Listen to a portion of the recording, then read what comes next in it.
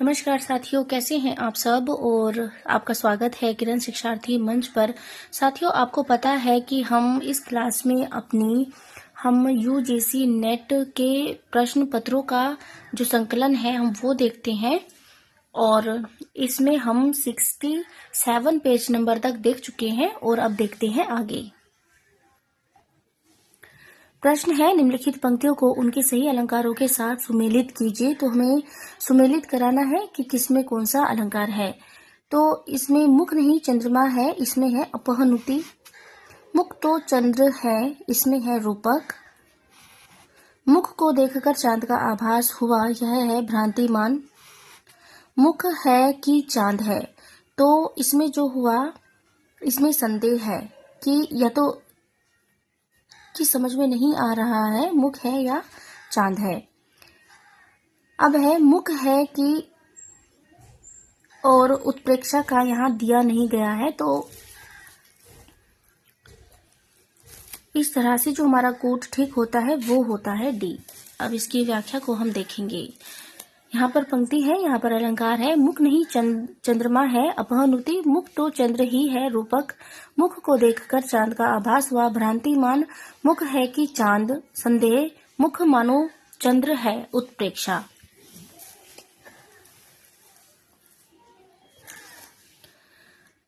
प्रश्न है, इन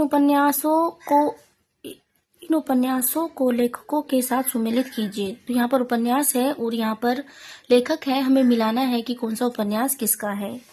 तो जो तमस है वो है भीष्म साहनी का। पीली आंधी है प्रभा खेतान। अंधेरे बंद कमरे में मोहन राकेश का उपन्यास है।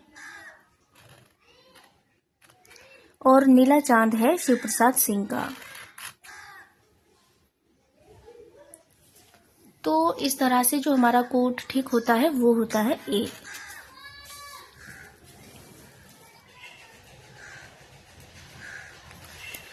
यहाँ पर उपन्यास दिए गए हैं, यहाँ पर उपन्यास है तो तमस 1973 ईस्वी, झरोखा 1967, कड़िया 1970, बसंती 1980, मैयादास की माड़ी 1988, कुंतो 1993, नीलू नीलिमा नीलोफर 2000। यह भीष्म साहनी के उपन्यास हैं। पीली आंधी 1996, आओ पेपे घर चले 1990, तालाबंदी 1991, छिन्न मस्ता 1993, अपने अपने चेहरे 1994 प्रभा खेतान के उपन्यास हैं। अंधेरे बंद कमरे में 1961, न आने वाला कल 1968, अंतराल 1972 मोहन राकेश के नाटक हैं। नीला चांद 1988, अलग अलग रतरने 1967, गली आगे मुड़ती है 1994, शैलूस 1979, औरत 1993, मंजूषमा 1990, कोहरे में युद्ध 1992, दिल्ली दूर है 1993, वैश्वानर 1996। ये जो उपन्यास हैं ये हैं शिव प्रसाद सिंह के। गुनाहों का देवता 1949, सूरज का सातवां घोड़ा 1952 धर्मवीर भारती का उपन्यास है। प्रश्न है, निम्नलिखित पंक्तियों को उनके सही कवियों के साथ सुमेलित कीजिए। तो यहाँ पर पंक्तियां हैं, यहाँ पर रचनाकार दिए गए हैं। द्रुत झरो जगत के जीर्ण पत्र, यह जो पंक्ति है यह है पंत की पंक्ति है। यह तीसरा आदमी कौन है, यह जो पंक्ति है यह है धूमिल की पंक्ति है। तोड़ने ही होंगे मठ और गढ़ सब, यह जो पंक्ति है यह है मुक्तिबोध की। आ गए प्रेमवद, केश कंबली गुफा गे है, और यह जो पंक्ति है यह है आगे की पंक्ति है।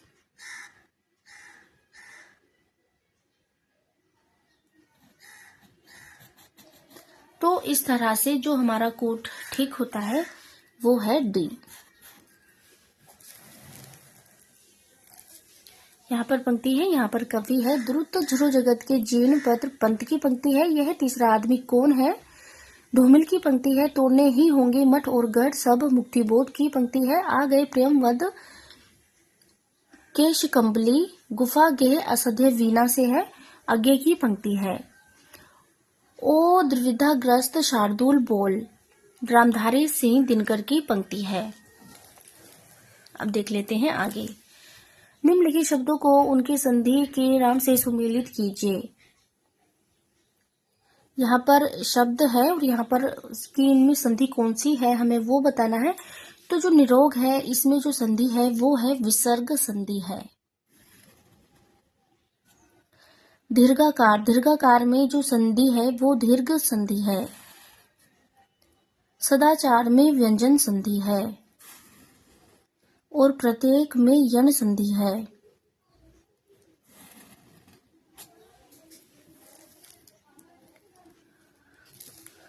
तो जो इसमें ठीक है वो बी है।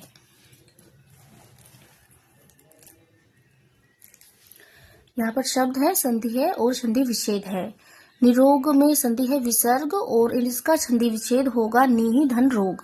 दीर्घाकार दीर्घ संधि दीर्घ धन आकार।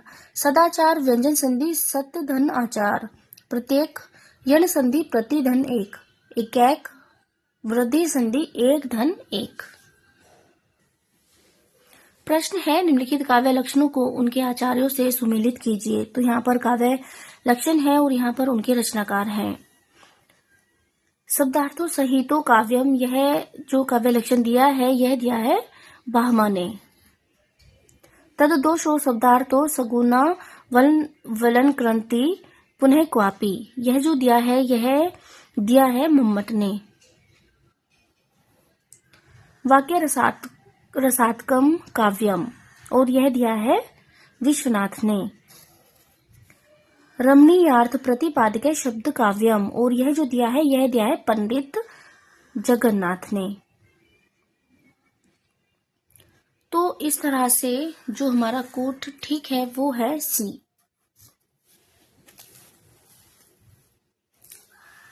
काव्य लक्षण है, आचार्य है और समय है। शब्दार्थों सहितो काव्यम भामा 6वीं शताब्दी पूर्वार्ध। तद दोषो शब्दार्थो सगुना वलंकृति पुनः क्वापी मम्मट 11वीं शती उत्तरार्ध। वाक्यम रसात्कम काव्यम विश्वनाथ 14वीं शती पूर्वार्ध। रमणीयार्थ प्रतिपादक शब्द काव्यम जगन्नाथ 17वीं शताब्दी। काव्य रसात्मक ध्वनि आनंदवर्धन 9वीं शती उत्तरार्ध। अब नीचे जो प्रश्न है वो है गद्य अवतरण वाले प्रश्न हैं। तो चलिए चलते हैं अगले पेज पर। प्रश्न है, हिंदी भाषा का संबंध किससे है? सोर्स यानी अपभ्रंश, अपभ्रंश पश्चिमी प्राकृत, प्राकृत। तो हिंदी भाषा का जो संबंध है वो है सोर्स यानी अपभ्रंश से। अपभ्रंश का क्षेत्रीय रूप दिया गया है। विकसित होने वाली आर्य भाषाएं यहाँ पर दी गई है। सोर्स यानी अपभ्रंश, तो इससे विकसित हुई है पश्चिमी हिंदी, राजस्थानी, गुजराती। पैसाजी अपभ्रंश पंजाबी, लहंदा। प्रांचल अपभ्रंश सिंधी। खस अपभ्रंश पहाड़ी। महाराष्ट्री अपभ्रंश मराठी। अर्धमागधी अपभ्रंश पूर्वी हिंदी। मागधी अपभ्रंश बिहारी, उड़िया, बंगला, असमिया। प्रश्न है, इनमें से कौन सी रचना अवधि में नहीं है? पद्मावत, मधुमालती, कवितावली, हंस, जवाहिर। तो जो कवितावली है वो अवधि में नहीं है।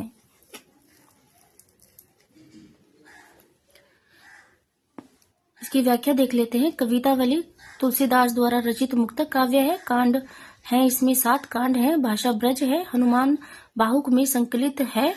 तुलसीदास की अंतिम रचना है। मीन की शनिचरी का वर्णन है। पद्मावत 1540 की रचना है। जयसी द्वारा रचित अवधी भाषा का महाकाव्य है। इसकी भाषा अवधी है। इसमें 57 खंड है। शासन काल शेर शाह सूरी के शासन काल में लिखी गई है। कथा का आधार है प्राकृत कथा। रत्न शेखर नायक है। रत्नसेन चित्तौड़ का राजा। नायिका है पद्मावती, सिंघल द्वीप की राजकुमारी।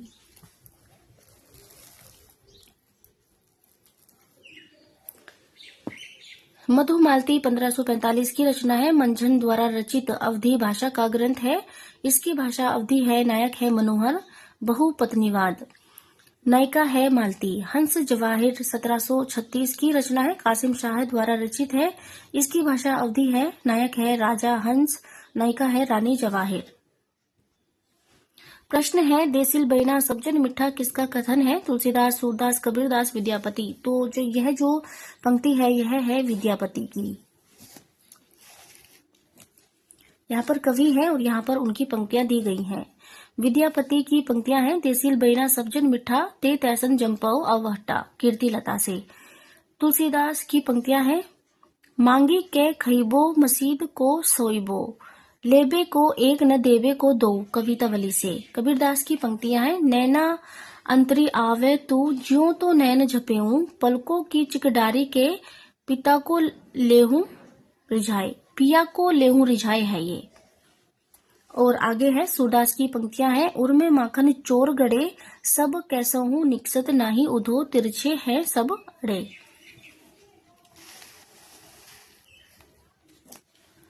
प्रश्न है, हिंदी नई चाल में ढली सन 1873 ईस्वी में यह कथन किसका है? रामविलास शर्मा का, रामचंद्र शुक्ल का, किशोरी दास वाजपेयी का, भारतेंदु हरिश्चंद्र का। तो यह जो कथन है यह है भारतेंदु हरिश्चंद्र का। काल चक्र 1883 से 74, हिंदी खड़ी बोली गद्य का परिष्कृत रूप हरिश्चंद्र चंद्रिका 1873 में प्रकट हुआ। इसी संदर्भ में भारतेंदु ने कालचक्र 1884 में कहा कि हिंदी नई चाल में ढली। ध्यान रहे, रामविलास शर्मा ने कहा है हिंदी नई चाल में ढली, हिंदी नई चाल में ढली।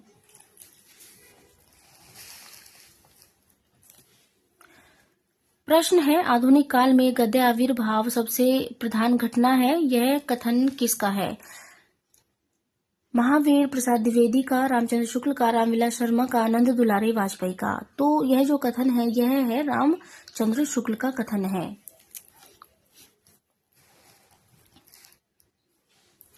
रामचंद्र शुक्ल के अनुसार आधुनिक काल में गद्य का आविर्भाव सबसे प्रधान घटना है। विलक्षण बात यह है कि आधुनिक गद्य साहित्य की परंपरा का प्रवर्तन नाटकों से हुआ। नंद दुलारे वाजपेयी के अनुसार विकासशील मानव जीवन के महत्वपूर्ण या मार्मिक अंशों की अभिव्यक्ति वही साहित्य की छोटी मोटी परिभाषा हो सकती है। महावीर प्रसाद द्विवेदी के अनुसार काव्य में अन्य भावों का उद्बोधन और मानव चरित्र के उन्नयन की शक्ति होनी चाहिए। डॉक्टर रामविलास शर्मा के अनुसार भारतेंदु युग का साहित्य हिंदी भाषी जनता का जातीय साहित्य है, वह हमारे जातीय नवजागरण का साहित्य है। प्रश्न है, भरत मुनि ने अपभ्रंश को क्या नाम दिया है? लोक भाषा, जनभाषा, देश भाषा, अशुद्ध भाषा। तो भरत मुनि ने अपभ्रंश को जो नाम दिया है वो है देश भाषा। इसकी व्याख्या है, जब तक भाषा बोलचाल में थी तब तक वह भाषा या देश भाषा ही कहलाती रही। जब वह भी साहित्य की भाषा हो गई तब उसके लिए अपभ्रंश शब्द का व्यवहार होने लगा। भरत मुनि ने अपने ग्रंथ नाट्यशास्त्र में देश भाषा को अपभ्रंश न कहकर देश भाषा ही कहा है। प्रश्न है, वल्लभाचार्य किस संप्रदाय के संस्थापक थे? अद्वैत, द्वैताद्वैत, शुद्धाद्वैत, विशिष्टाद्वैत। तो जो वल्लभाचार्य थे वो विशिष्टाद्वैतवाद के संस्थापक थे। यहाँ पर संप्रदाय दिए गए हैं, यहाँ पर संस्थापक दिया गया है। तो अब इनको हम देख लेते हैं। शुद्धाद्वैतवाद वल्लभाचार्य, अद्वैतवाद शंकराचार्य, द्वैताद्वैतवाद निम्बार्काचार्य, विशिष्टाद्वैतवाद रामानुजाचार्य। यहाँ पर मिस्टेक है, ये डी नहीं है इसका आंसर सी है। जो वल्लभाचार्य हैं वो शुद्धाद्वैतवाद के संस्थापक हैं। अब देख लेते हैं अगले प्रश्न को। अगला प्रश्न है, निम्नलिखित में से कौन आचार्य कवि नहीं है? केशवदास, भिखारीदास, चिंतामणि, ब्रजवासीदास। तो जो ब्रजवासीदास हैं वो आचार्य कवि नहीं है। केशवदास, भिखारीदास, चिंतामणि रीतिकालीन आचार्य कवि हैं। ब्रजवासीदास रीतिकाल के प्रबंध काव्यकार के रूप में जाने जाते हैं। अब देख लेते हैं अगले प्रश्न को। करमवीर के संपादक थे शिव प्रसाद गुप्त, माखनलाल चतुर्वेदी, बाबूराव, विष्णुराव पराडकर, गणेश शंकर विद्यार्थी। तो जो करमवीर के संपादक थे वो थे माखनलाल चतुर्वेदी। यहाँ पर पत्रिकाएं हैं, प्रकाशन वर्ष है, संपादक हैं और स्थान दिया गया है। करमवीर भारती तो करमवीर साप्ताहिक पत्रिका थी 1919 ईस्वी इसका प्रकाशन वर्ष है और संपादक है माखनलाल चतुर्वेदी और जबलपुर से प्रकाशित होती थी। आज दैनिक 1920 ईस्वी बाबूराव विष्णुराव पराडकर। प्रताप साप्ताहिक पत्रिका थी 1913 ईस्वी गणेश शंकर विद्यार्थी कानपुर। प्रश्न है कुआनो नदी के रचनाकार हैं सर्वेश्वर दयाल सक्सेना, रघुवीर सहाय, श्रीकांत वर्मा, नरेश मेहता। कुआनो नदी के जो रचनाकार हैं वो हैं सर्वेश्वर दयाल सक्सेना। यहाँ पर कवि है, यहाँ पर काव्य दिए गए हैं। सर्वेश्वर दयाल सक्सेना, इनके काव्य संग्रह हैं कुआनो नदी घाट पर, कुआनो नदी काठ की घंटियां, बांस का पुल, एक सूनी नाव, गर्म हवाएं, जंगल का दर्द, खूंटियों पर टगे लोग। रघुवीर सहाय की काव्य संग्रह हैं सीढ़ियों पर धूप में 1960, आत्महत्या के विरुद्ध 1967, हंसो हंसो जल्दी हंसो 1975, लोग भूल गए हैं 1982, कुछ पते कुछ चिट्ठियां 1979, एक समय था। श्रीकांत वर्मा के काव्य संग्रह है दिनारंभ 1967, माया दर्पण 1967, जलसा घर 1973, मगध 1984।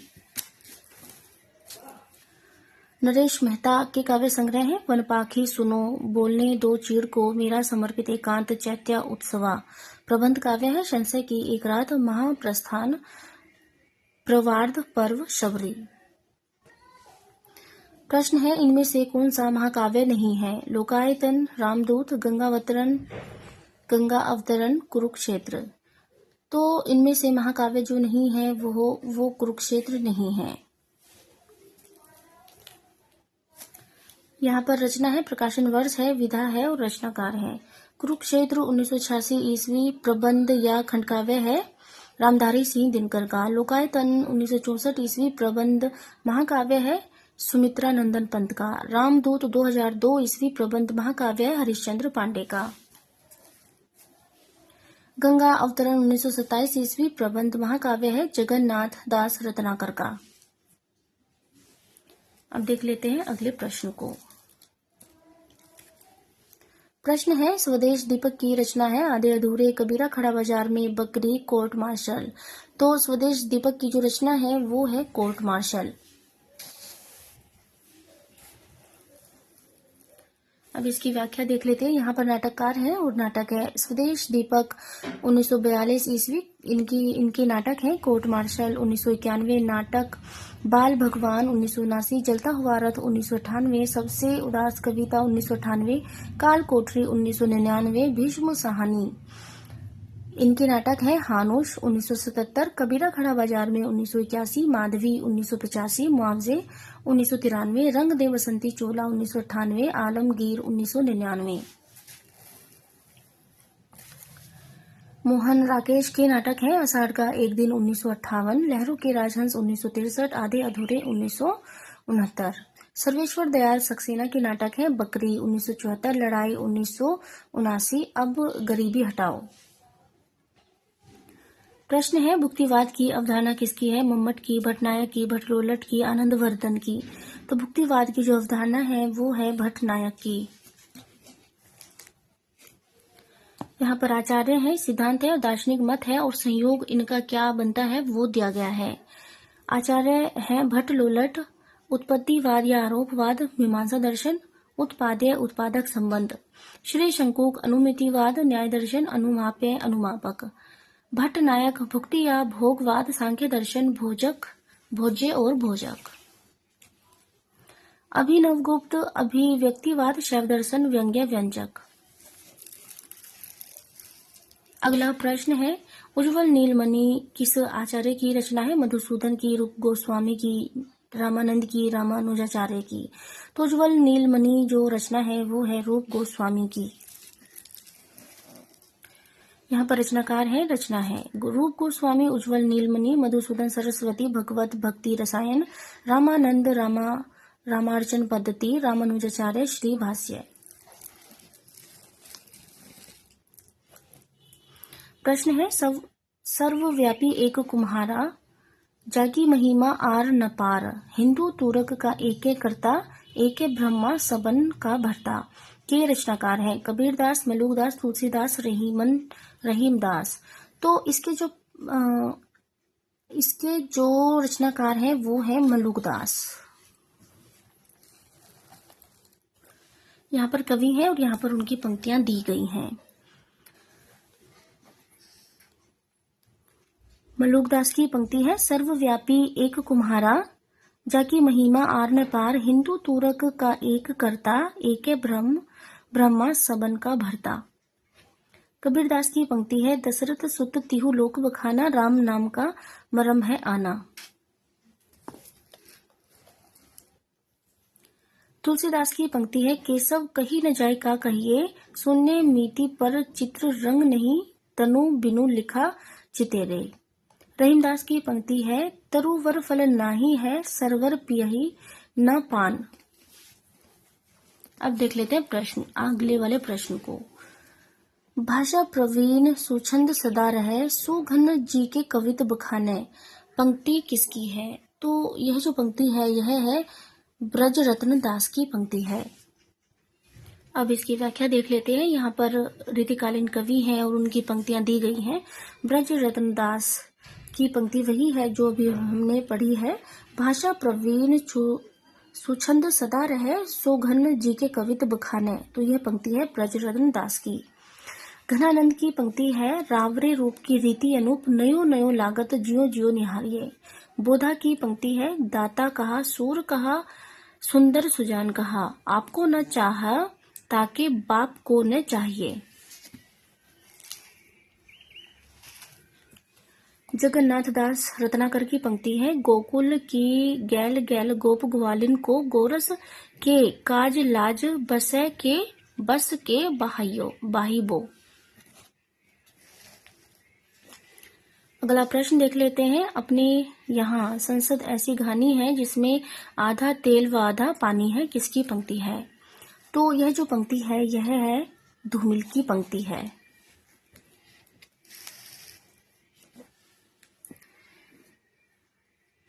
यहाँ पर कवि दिए गए हैं, यहाँ पर पंक्तियां दी गई हैं। तो धूमिल की जो पंक्ति है वो है, अपने यहाँ संसद ऐसी घानी है जिसमें आधा तेल व आधा पानी है।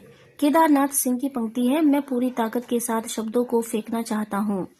लीलाधर जगोड़ी की पंक्ति है, मैं हर सीढ़ी पर हाफ रहा था, मुश्किल से चढ़ पा रहा था। राजेश जोशी की पंक्ति है, न्यूटन जेब में रख लो अपना गुरुत्वाकर्षण का नियम, धरती का गुरुत्वाकर्षण खत्म हो रहा है। प्रश्न है, नागरिक प्रचारणी सभा काशी के संस्थापकों में से थे शिव कुमार सिंह और बाबू श्याम सुंदर। तो हमें बताना है कि काशी नागरिक प्रचारणी सभा है जो, उसके संस्थापकों में कौन थे? तो यही थे शिव कुमार सिंह और बाबू श्याम सुंदर दास। नागरिक प्रचारणी सभा काशी 1893 ईस्वी। नागरिक प्रचारणी सभा काशी की स्थापना 1893 ईस्वी में शिव कुमार सिंह, बाबू श्याम सुंदर दास और राम नारायण मिश्र ने की थी। अब देख लेते हैं अगले प्रश्न को। प्रश्न है, निम्नलिखित में से कौन सी हिंदी पत्रिका है? केरल ज्योति, केरल दर्शन, दक्षिणी निधि, देश पोषिणी। तो केरल ज्योति है। केरल ज्योति 1866 ईस्वी। केरल ज्योति हिंदी की पत्रिका है जिसका प्रकाशन केरल हिंदी प्रचार सभा त्रिवेंद्रम के तत्वाधान में भास्करन नायर के संपादन में 1966 ईस्वी में प्रारंभ हुआ।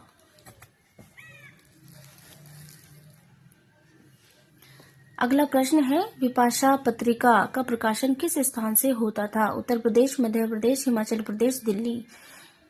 तो हिमाचल प्रदेश से होता था। विपाशा पत्रिका, इस द्विमासिक पत्रिका का प्रकाशन भाषा एवं संस्कृति विभाग हिमाचल प्रदेश द्वारा किया जाता था। इस क्लास में इतना ही। अगली क्लास से हम शुरू करेंगे 33 पेज नंबर से और 72 पेज नंबर हम कर चुके हैं। तो अगले वीडियो में हम जब शुरू करेंगे तो 73वें पेज नंबर से शुरू करेंगे। धन्यवाद।